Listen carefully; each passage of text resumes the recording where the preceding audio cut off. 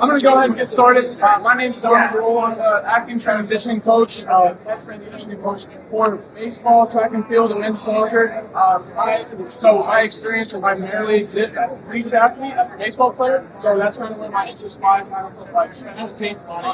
Speaking of specialty, I want to get into some special physical preparedness for the rotational athlete. I think it's something that's kind of like off-board, like, hey, we're going to do some med ball throws, we're going to do some cable lifts, we're going to do that kind of thing. But I feel like it's a concept that's really just not like, it's really just a general idea that nobody really has in like ground in. So I want to go for requirements. It's just that the coordinator over at Pressing uses from a skill development standpoint. So I don't position skill development like I just so for a second in my realm.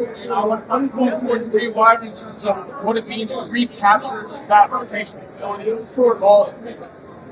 So I just want to go ahead and lay the foundation, right? So very first thing, what they talk about here is taxonomy. That just basically says that as stress increases, we're going to go backwards in time. We're going to go back to more basic rotational patterns, things that may be easier for our bodies to do based off our archetypes, but we may not be like the most efficient here, right? This is kind of just going in with whatever our habits, our structural habits. One way to kind of like go away from that taxonomy is to apply the concepts of implicit learning. So I want to give the athletes the ability to learn this idea, to learn this rotational aspect without having to right? So in the weight room, in terms of the weight room, that means that I want to feed them more rotation. I want to feed them that lateral aspect. But when they hop on the mound, they're not thinking about it. This is something they've done under multiple stresses, multiple environments. They're going to be able to apply it across multiple environments, multiple stresses, environments, contexts, etc. That's the way that it's really going to stick. So as they get on the mound, now skill coach is talking about, hey, maybe like change up the pressure in your fingers, right? I'm always going to talk about this on terms of pitchers, but the idea is that the entire model be like kind of applied outwards. You think like quarterbacks, boxers, anybody who has that kind of emotion always acting on another object, that's kind of the population that I want to work with. So moving to that level of implicit learning, that's going to provide this unconscious confidence. So they're going to be able to access the top of that pyramid, that blue part of the pyramid, regardless of in the weight room, maybe not all the way up there, right? But when they hop on the mound, if we provided enough strength in the weight room with enough context, to hop right up on top of that pyramid when they're on the ground and in high pressure situations, like tight hitting, right closer, he's getting ready, he's got bases loaded, he's going to strike that guy out because he knows that he doesn't have to control on him. He's just doing what he does every single day, things that we apply everywhere. So, big obstacle, all right, big obstacle to being able to accomplish this is going to be our ribcage. So why ISA, right? It's going to expose compensations. It's the most valuable, right? It's the most valuable, got so much money. Look, right here, right, all of this is just, I can press it in, I can expand it out. One thing that expands and compresses it is going to be my diaphragm, right? It's very large muscle. It's going to work breathing, up in once, flat, it's going to go. And it's going to expand outwardly into your posteriorly and laterally. Okay? It's going to move in all directions. But what those compensations, those movements inside, how does that affect everything else? How does that affect our big picture? That affects our big picture, especially in the hip. It happens everywhere else, right? In terms of being able to inject ourselves laterally, we think about that interaction with the ground, right? We think about the interaction with the ground as it relates to the whole. You have to make sure that we're paying attention to this, especially in the FG. So, multiple strategies. This is a wide ISA. This is going to be 100 degrees or more. And this is a narrow ISA. It's going to be anybody who's about 90 degrees or less. There is a little bit of wiggle room in the grid cage, 90 to 100. But we're not going to speak on that. We're going to speak on the extremes here. And then we're going to kind of talk about things. So, what key concepts these conversations is? You think in terms of walking, the gait cycle, right? Sympathy is finding issue. If I'm not able to leave my back foot behind as I walk, it's going to create a time. I have to create a delay on my backside, and that's going to be concept. I can't create that delay on my backside, or if I can't speed it up enough to be able to get up and see all the force that my front foot is going to capture, then I'm going to be in trouble, especially when I try to do something that's complex as well as basic, right? So, in short, arrow, you're going to have a pivot or an arm side, right? That's going to be too slow. They have a large capture range motion. So if I have to go all the way from the max ER mark all the way to the max IR and then back to ER again, it's going to take a long time to go through this process, especially considering like neuro ISAs struggle with force reduction. So they're going to be too slow on their arm side. If I'm a righty, I go up, I'm going to spend a lot of time in this back hip. That may cause me to try to speed up my front side too much to where it kind of gains a lack of control or consistency in my release. Then the opposite picture is wides. Wides are going to be too quick out there. It's not going to be able to actually capture this back hip, especially relative to the hinge, because it requires a lot of internal rotation that these individuals just don't have access to. So, what we're going to be covering today, what are our implements going to be to help them to capture the opposite side of the point, help them to actually produce the game, to actually make consistent.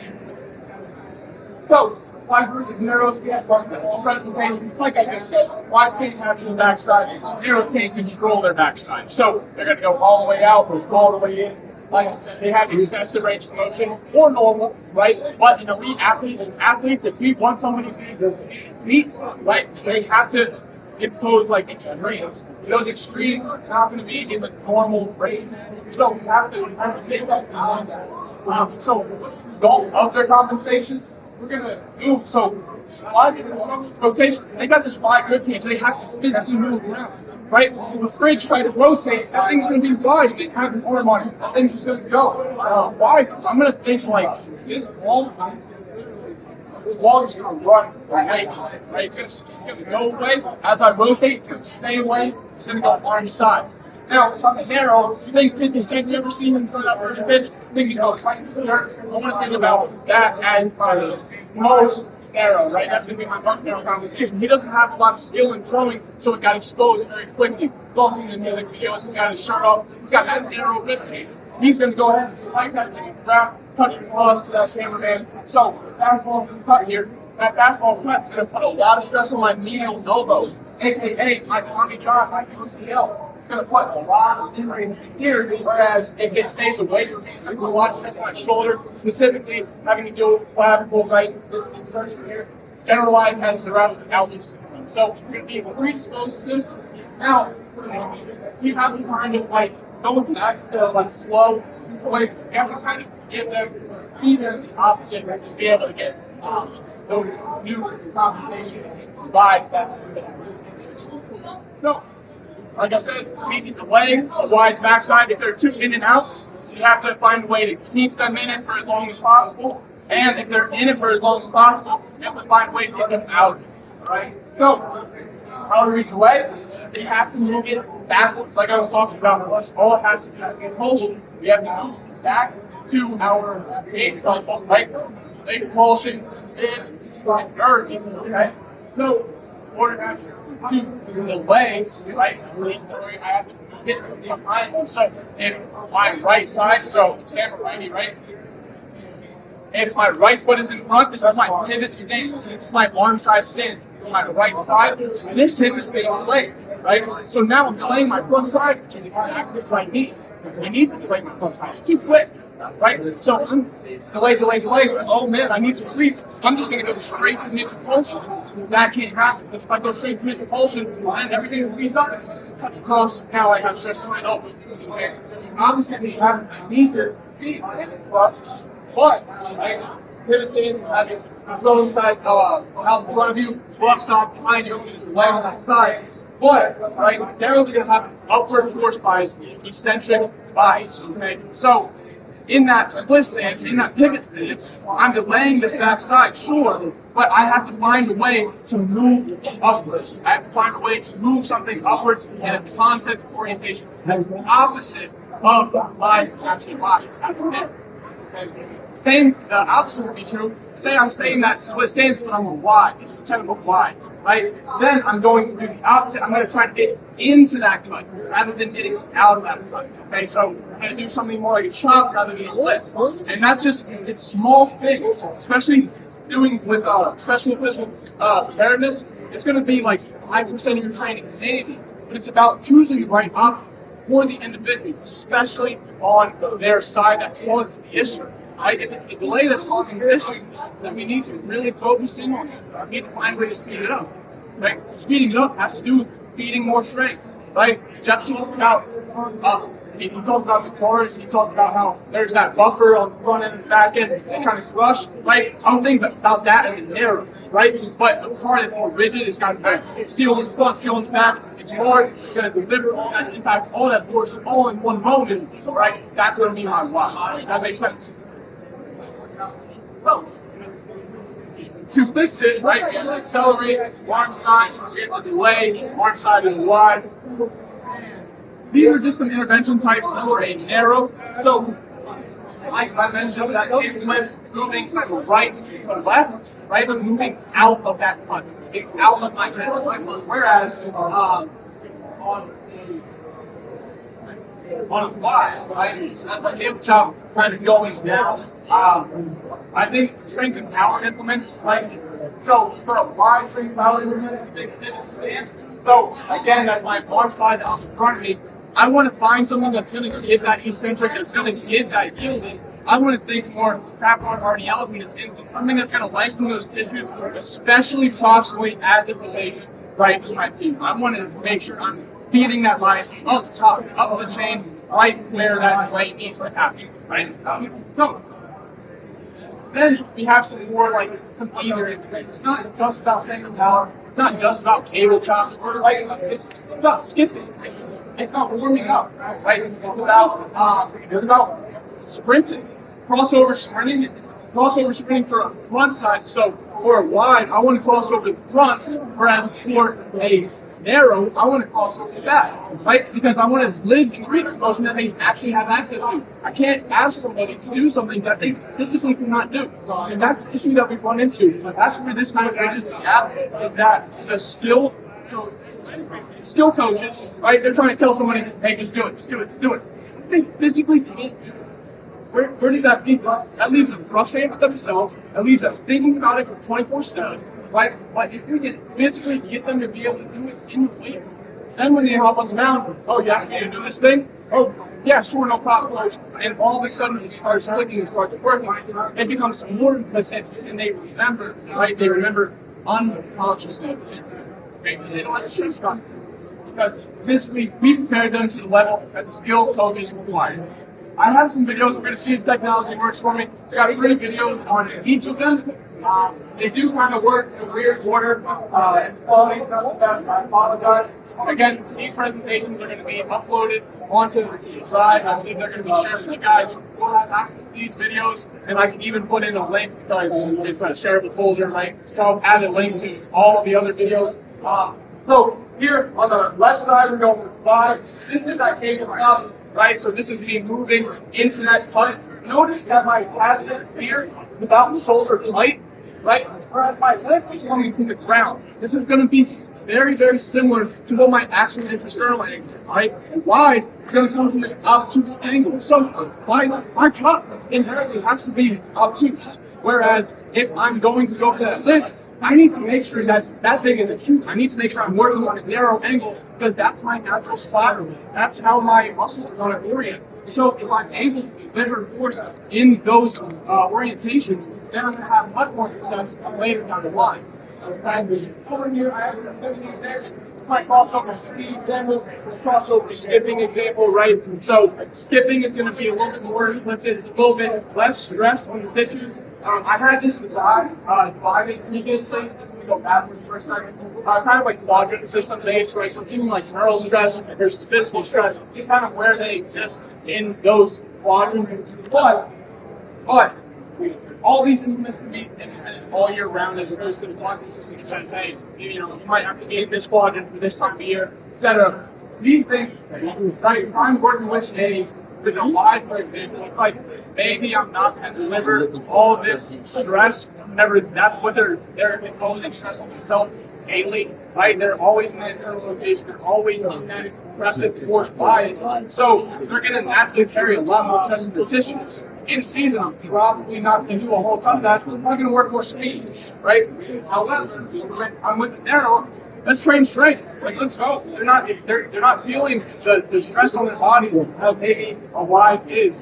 So we can kind of put them in the other direction and kind of intersect them to maybe give them a further, more longevity in their career or throughout a given season, right? So again, these can be implemented any time throughout the year. Unfortunately, the video is not playing, so I apologize.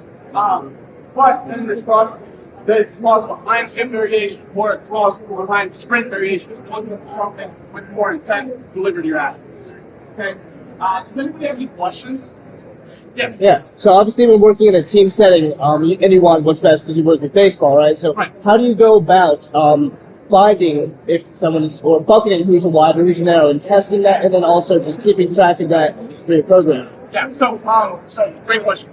So for context, I work in a baseball team setting. You have 50 guys on the roster, big roster, right? D3, they hold a lot of guys on the roster. There's a lot of guys that are two ways doing all these things.